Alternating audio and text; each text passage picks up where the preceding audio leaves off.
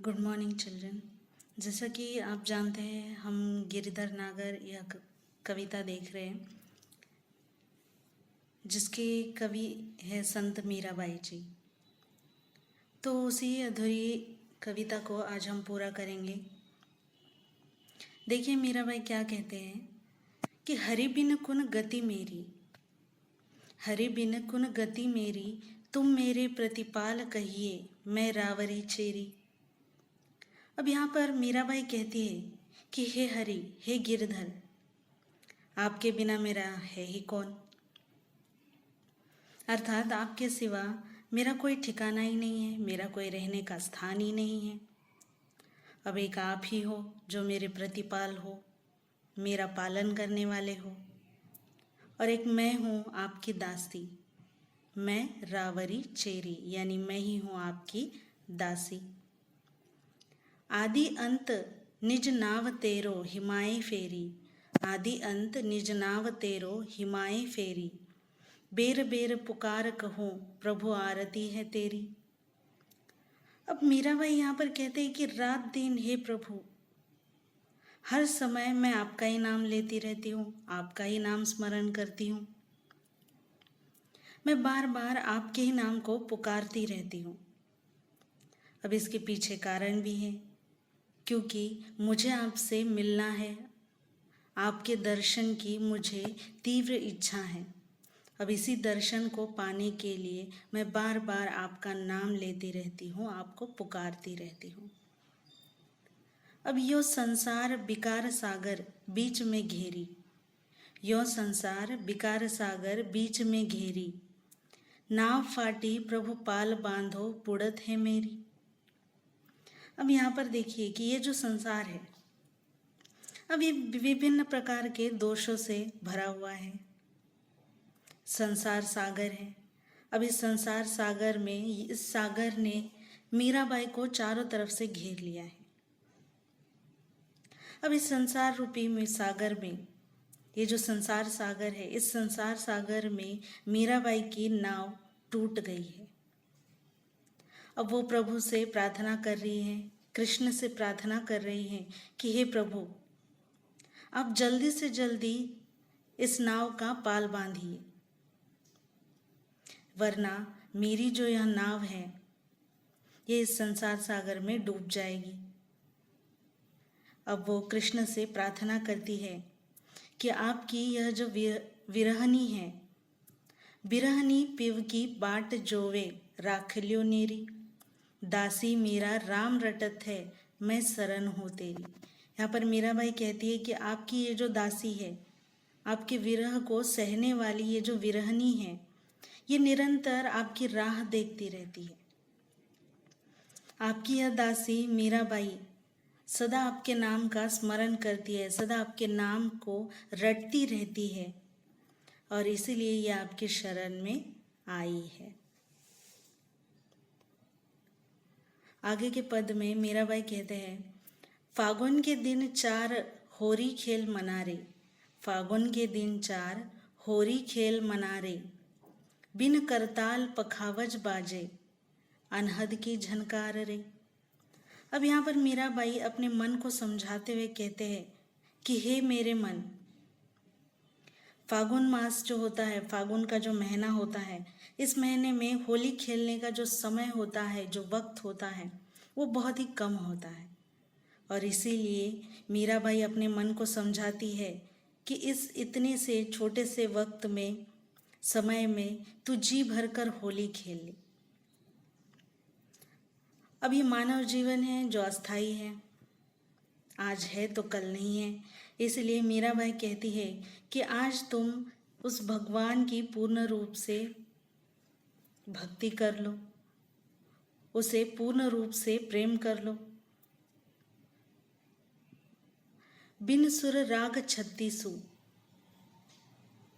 गावे रोम रोम रनकार रे, सील संतों की केसर घोली प्रेम प्रीत पिचकार रे। अब जिस प्रकार होली का जो त्यौहार होता है, इस होली के त्यौहार में नाच गाना ये तो होता ही रहता है, उसी प्रकार मीराबाई को कृष्ण के रूप में यानी कृष्ण प्रेम के रूप में उन्हें ऐसा लगता है कि मानो ये जो करताल है, पखावज, ये जो बाजे हैं, ये बाजे बज रहे हैं और अनहद जो नाद का स्वर है वो उन्हें सुनाई दे रहा है। अब अनहद स्वर यानी मन को पूरी तरह शांत कर कर, दोनों कानों को बंद कर कर जो स्वर सुनाई देता है उसे अनहद का स्वर कहते हैं। अब ये स्वर उन्हें सुनाई दे रहा है जिससे उनका जो हृदय है वो बिना स्वर और राग के अनेक रागों का यानी अनेक स्वरों का आलाप करता रहता है। अब मीराबाई का जो रोम रोम है वो भगवान के यानी कृष्ण के प्रेम में रंगा हुआ है, डूबा हुआ है। अब इन्होंने अपने प्रिय से यानी कृष्ण से होली खेलने के लिए अपने शील को, अपने संतोष रूपी केसर का रंग घोला है।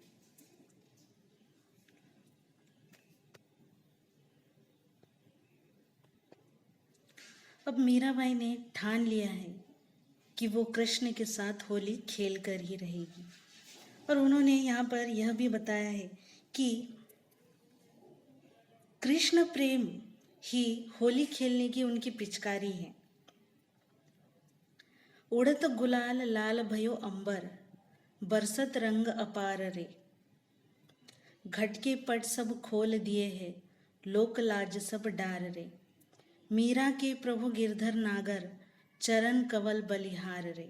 अब यहाँ पर देखिए कि आकाश में गुलाल का जो सारा रंग है उसकी वजह से आकाश जो है, अंबर जो है वो पूरी तरह से लाल हो गया है।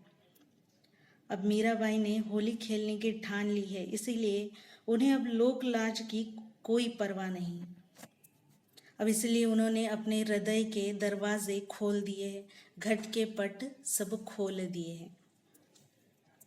अंत में मीराबाई ये कहती है कि उनके जो स्वामी हैं, गोवर्धन पर्वत को उठाने वाले, उस गोवर्धन पर्वत को धारण करने वाले कृष्ण भगवान, उन्होंने उनके चरण कमलों पर अपना सर्वस्व न्यौछावर कर दिया है। चरण कवल बलिहार रे, यानी उनके चरणों पर उन्होंने अपना जीवन, अपना सब कुछ, अपनी भक्ति को न्यौछावर कर दिया है, समर्पित कर दिया है।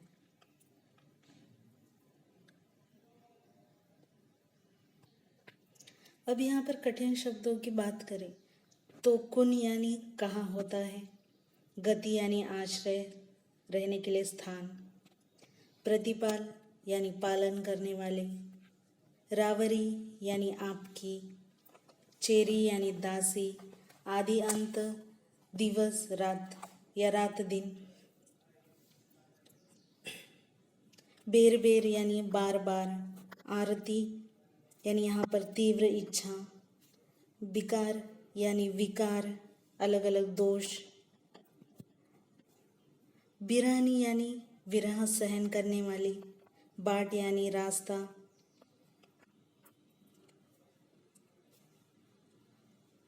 आगे के पंक्तियों में पद में, इस पद में करताल पखावज यानी बाजे होते हैं, एक अलग प्रकार के वाद्य।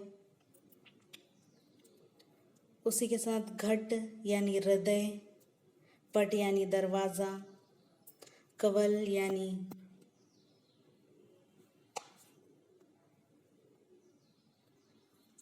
कवल। अगर हम इस पूरी कविता को देखें तो इस पूरी कविता में हमें मीराबाई की भक्ति, वो भी कृष्ण के लिए, दिखाई देगी। तो इस कविता में आज के लिए इतना ही। धन्यवाद।